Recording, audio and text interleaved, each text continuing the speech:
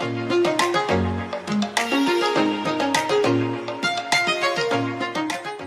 back to SkySchool's YouTube channel. My 4th week of quarantine in France now. This is the Ugly, which I know you've all been looking forward to. We're going to do it slightly differently. We're going to do one film at a time.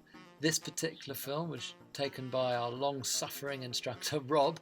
Saw this crazy guy about to take off from the beach in Odedenez during our SIV course last year with Jack Pimler. As you'll see, it didn't go too well, and we're going to break that down by going through 4 different criteria. 1 is the weather, 2 is the equipment, 3 is the site, and the 4th is pilot error. So Thea, this is how not to take off.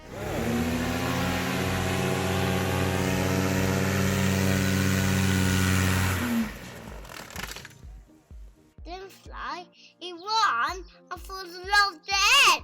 I couldn't have put it better myself. That's professional analysis right there. Do it again. Okay, we'll do it again. Let's go through it piece by piece though. We're going to break it down. What's the weather doing? What's the equipment like? What's the site like? What is the pilot error?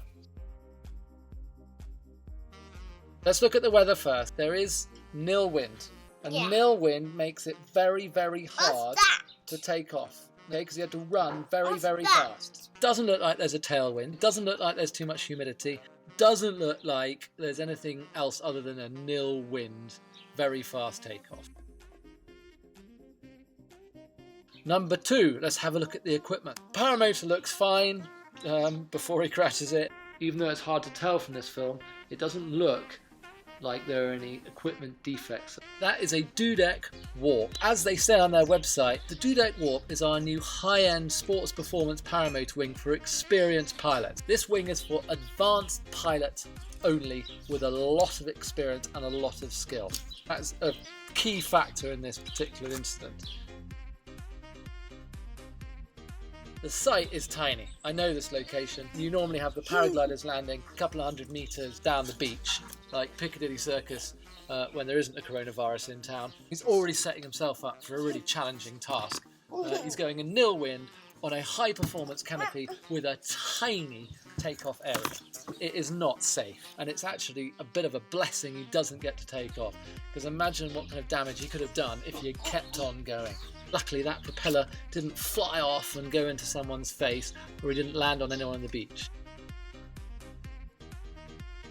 Now we're going to look at the 4th thing, which is pilot error. The hand movements are all over the shop, applying far too much brake on a highly sensitive and no doubt very small glider. He decelerates just before he goes off the edge of the hard takeoff area, because I think he realises the wing has not been run up to speed. And the reason he's not been able to run it up to speed is because he's applied far too much brake and not been able to give the wing any speed in order to generate the lift. You've got to go through the processes: inflate, control, check, stabilize your glider above your head, and now hands up, full speed, stand up straight, run, run, run, run, run, and then a little bit of brake just before the takeoff.